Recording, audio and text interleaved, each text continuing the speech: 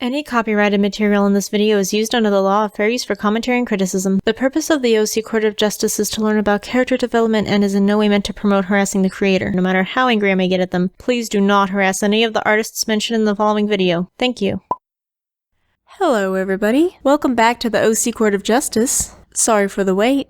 I've been so busy sleeping and fixing my creepypasta story, I just have not had time for this. I've updated the way that I'll be convicting characters and sentencing them, which I would explain all of that right here, but I'm not going to. You'll see the changes I've made. In court today, we have Van the Voodoo Maker by Broken Insanity.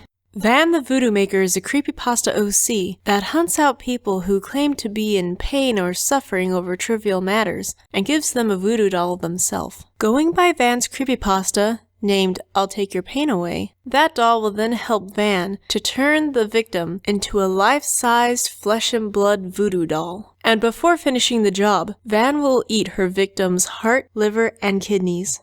Let's take a look at Van's biography.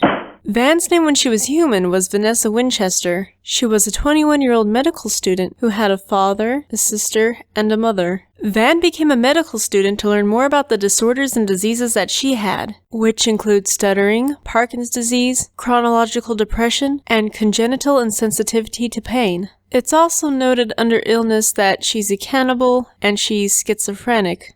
Those traits pop up later in her biography. Not to mention, I wouldn't say that cannibalism is quite an illness. Vanessa lived in a loving household until she killed her sister and father in a car crash, and then everything turned to shit. During the time after her father and sister died, Van started to go insane. She started to hear voices in her head, and she began to mutilate little animals, and eventually people. Hurting animals was a common start-out point for people who end up becoming serial killers. It was a wise choice to include this in her biography. Apparently, losing her husband and favorite daughter made Van's mom insane. She became a Satanist of all things.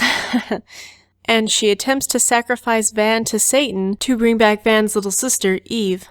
Now, this is where I'm having problems with Van's background. Although I get that it would be very hard to lose two family members in such a tragic way, I don't see that as being the sole reason as to why Vanessa's mother would take the drastic, insane actions that she did. Many people lose loved ones in tragic ways, and a lot of those people, they either become very depressed, and sometimes they even become very angry. But becoming a Satanist and gruesomely sacrificing your only daughter to Satan is a very extreme measure to take for your average person, especially when it's stated earlier that her family was very loving. Van herself has disorders. Perhaps you could give her mother disorders, and that'll help make it more, plausible that her mother would go to the extremes that she did.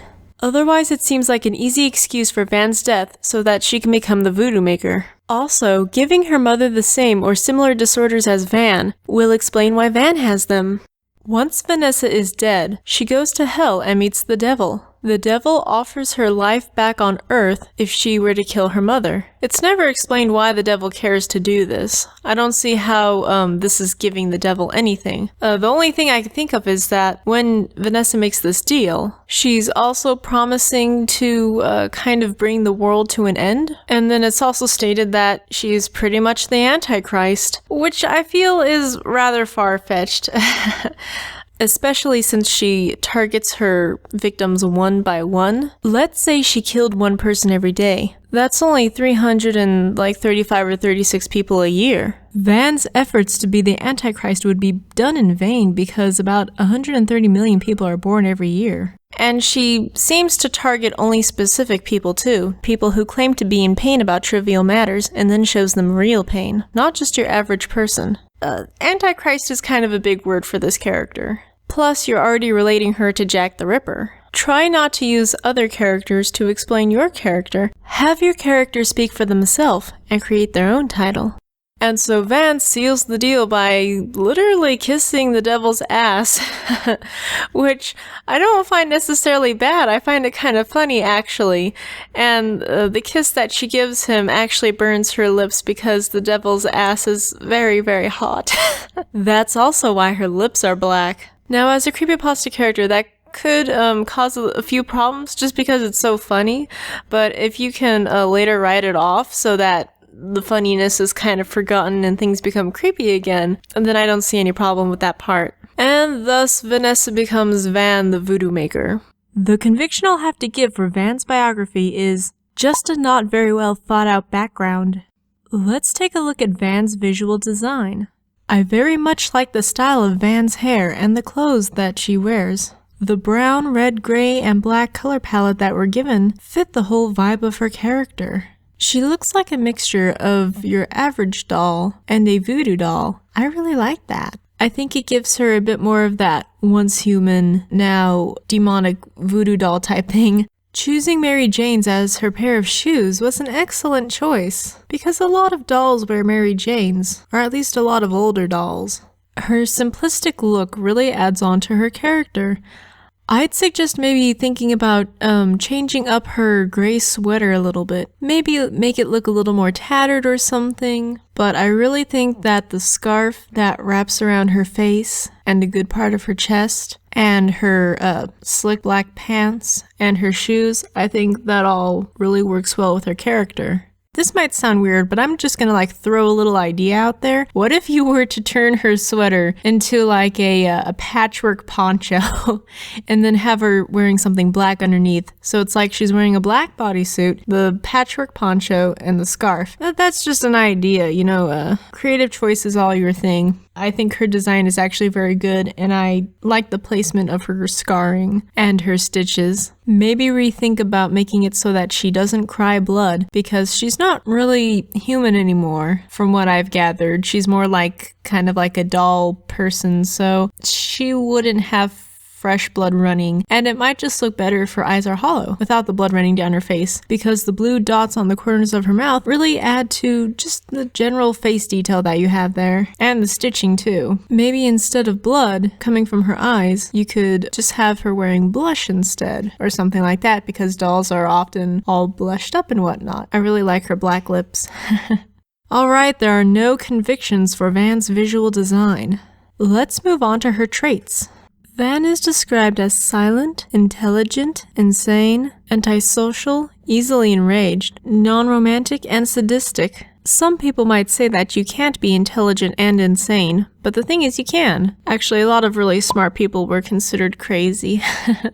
Van likes to torture people, make voodoo dolls of her next victim, read, kill, and eat human organs, and she likes to be alone. She hates loud noises and people who don't struggle, and people who claim that they know pain when they really don't. She also hates social gatherings and fangirls and fanboys. Who's fangirls and fanboys exactly? That's all I want to know. Is she like this well-known thing and she has fangirls and fanboys? Or what? You might want to think about either clarifying that or changing that. Van's strength is that she cannot be killed. If you burn her body to ash, she won't regenerate right away, but she will eventually. Her weakness is if she's electrocuted by an electric shock of 500 volts. And any sound over 56,000 hertz will cause her to bleed from her ears and stop in her tracks. Van has a list of traits that are marked 1 out of 10, and they go like this. Her strength, 5 out of 10.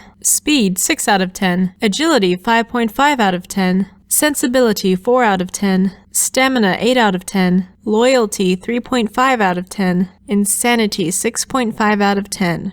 You might be using sensibility in a different way than I'm thinking, because sensibility and intelligence are kind of the same thing, so you would think that if she's very intelligent, that she'd also be very sensible. But maybe not. I guess you could also look at that like craziness. But then again, she also has insanity marked down, and that's 6 out of 10, so I don't know. I'd just think about that. I have no convictions for Van's traits. Van is paired with Eyeless Jack. They met when they were hunting down the same person and he stole her kill. For a while she hated him and followed him around, but then she began to like him. And while they don't really express their love to each other, they just kind of go hunting together, is what I get the feeling from the description of their relationship. And I actually kind of like that, how, they They don't really show that they care, or even if they actually do, they're kind of like hunting buddies, sort of. And I think that's a way better way of going about pairing your character with a creepypasta character than the standard, oh yeah, they have this huge romantic relationship, which is usually just them being butt buddies and killing people. But anyway, okay, here we go. Van the Voodoo Maker by Broken Insanity. You have been charged with just a not very well thought out background. Van, you have been found guilty. Your sentence?